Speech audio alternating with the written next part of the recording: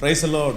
ஆண்டவராகிய இயேசு கிறிஸ்துவின் நாமத்தினாலே உங்களை இன்றைக்கு சந்திப்பதிலே மிக்க மகிழ்ச்சி அடைகிறேன். இந்த நாள் உங்களுக்கு ரொம்ப ஆசீர்வாதமான நாளாக இருப்பதற்காய் உங்களுக்காக நான் ஜெபிக்கிறேன். வேதத்தை நாம் திறந்து ஒரு வசனத்தில் வாசிக்கலாமா? ஆதியாகமம் 20ஆம் அதிகாரத்தில் 2வது 3வது வசனங்களை நம்ம வாசிக்க போகிறோம். அங்கே ஆபிரகாம் தன் மனைவியாகிய சாராளை தன் சகோதரி என்று சொன்னதினாலே கேராரின் ராஜாவாகிய அபிமெலேக்கு ஆள் அனுப்பி சாராயை அழைப்பித்தான். தேவன் இரவிலே அபிமெலேக்குக்கு சொப்பனத்திலே தோன்றி, நீ அழைப்பித்த ஸ்திரீயின் நிமித்தம் நீ செத்தாய், அவள் ஒருவனுடைய மனைவியாய் இருக்கிறாளே என்றார். கவனிங்க ஆண்டவருடைய பிள்ளைகளே, இந்த இடத்திலேயே அழகான ஒரு சம்பவம் குறிப்பிடப்பட்டிருக்கிறது. அப்படி என்றால் ஆபிரகாம் தன்னுடைய மனைவி சாராயோடு சேர்ந்து ஒரு அந்நிய நாட்டிலே அவர் கொஞ்ச நாட்களாய் குடிக்கு அமருவதற்காய் போறாங்க. அப்போ போகும்போது அவருக்குள்ள ஒரு பெரிய சந்தேகம் வருது. தன்னுடைய மனைவி ரொம்ப அழகா இருக்காங்க, ஒருவேளை அந்த ஊர்ல இருக்கிறவங்க எல்லாரும் அவர் அழகுள்ளவள் அப்படின்னு பார்த்து அவளை எடுத்துக்கொண்டு தன்னை கொன்றுவாங்களோ அப்படின்னு நினைச்சு தன்னுடைய மனைவியின் இடத்துல ஒரு பொய் சொல்றான். இந்த மாதிரி நீ யாராவது கேட்டா மனைவின்னு சொல்லாத, சகோதரி அப்படின்னு சொல்லு, அப்போ 2 பேரையும் அவங்க உயிரோடே வைப்பாங்க அப்படின்னு ஒரு பொய் சொன்னார். அப்போ ஆனால் இந்த ஒரே ஒரு பொய் பெரிய ஆபத்தாய் முடிஞ்சது.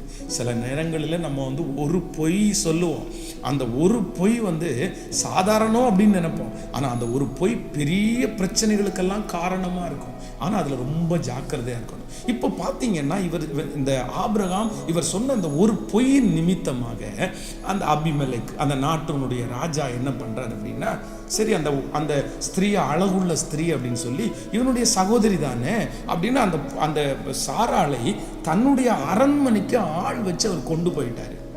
இப்போ ஒரு ஒரு மோசமான ஒரு சூழ்நிலையில ஒரு இக்கட்டான ஒரு சூழ்நிலையில ஆபிரகாம் இருக்கிறார். நன்றாய் கவனிங்கள். அந்த அபிமெலேக்கு ராஜாவினிடத்துல அவனால் இப்ப சண்டை போட முடியாது, சண்டை போடுறதுக்கு பலன் இல்லை, இவனுக்காக பேசுவதற்கும் யாருமே இல்லை. ரொம்ப தூரமான இடம், எட்ட முடியாத ஒரு நெருங்க முடியாத இடம். அந்த நாட்டினுடைய ராஜா இவன் ஒரு சாதாரணமான மனுஷனா இப்போ அந்த தேசத்துல வாழ்றதற்காக போயிருக்கிறார். அப்போ தன்னுடைய மனைவியை கற்பழிச்சிருவாங்களோ, தன்னுடைய மனைவியினுடைய சரீரத்தை நாசம் பண்ணிடுவாங்களோ, ஆயிரக்கணக்கான எண்ணங்கள் ஆபிரகாமுக்குள்ள ஓடிட்டே இருக்குது. யார் போய் பேசுவா, யார் போய் தடுத்து நிறுத்துவா, யார் அவள் என் மனைவி அப்படின்னு சொல்லுவாள்னு அங்கலாய்த்து கொண்டிருக்கும் போது அந்த ராஜாவினுடைய அரண்மனைக்குள்ளே யாரும் நுழைய முடியாத இடத்துல ஆண்டவர் உள்ளே நுழைகிறார்.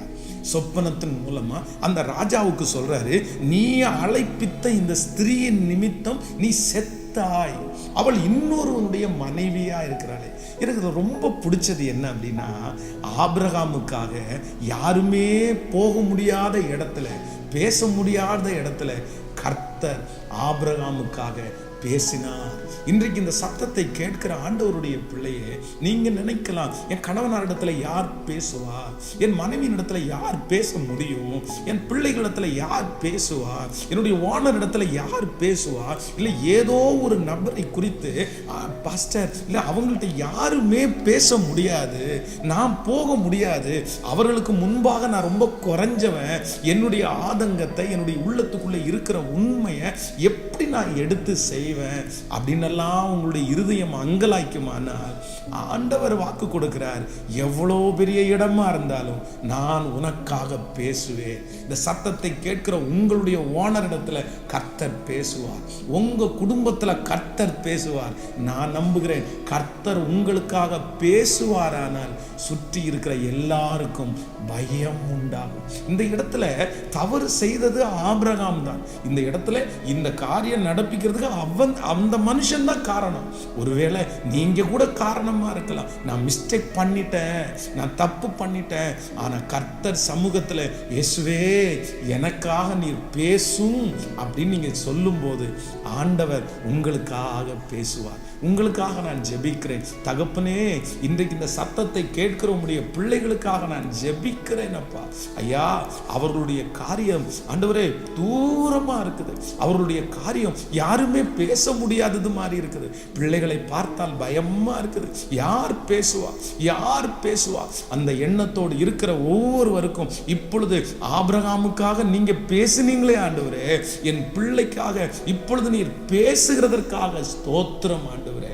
இந்த நாள் திருமண நாளை காண்கிற, பிறந்த நாளை காண்கிற, ஏதோ ஒரு புதுமையை செய்ய நினைக்கிற உங்க பிள்ளைகளிடத்திலே உம்முடைய கரம் கூட இருப்பதாக மனதார ஆசீர்வதிக்கிறேன். இயேசுவின் மூலம் ஜெபம் எடுக்கிறோம் நல்ல பிதாவே. ஆமென், ஆமென். God bless you. ஆண்டவர் உங்களை ஆசீர்வதிப்பார். இந்த நாள் உங்களோடு கூட கர்த்தர் இருப்பாராக. ஆமென்.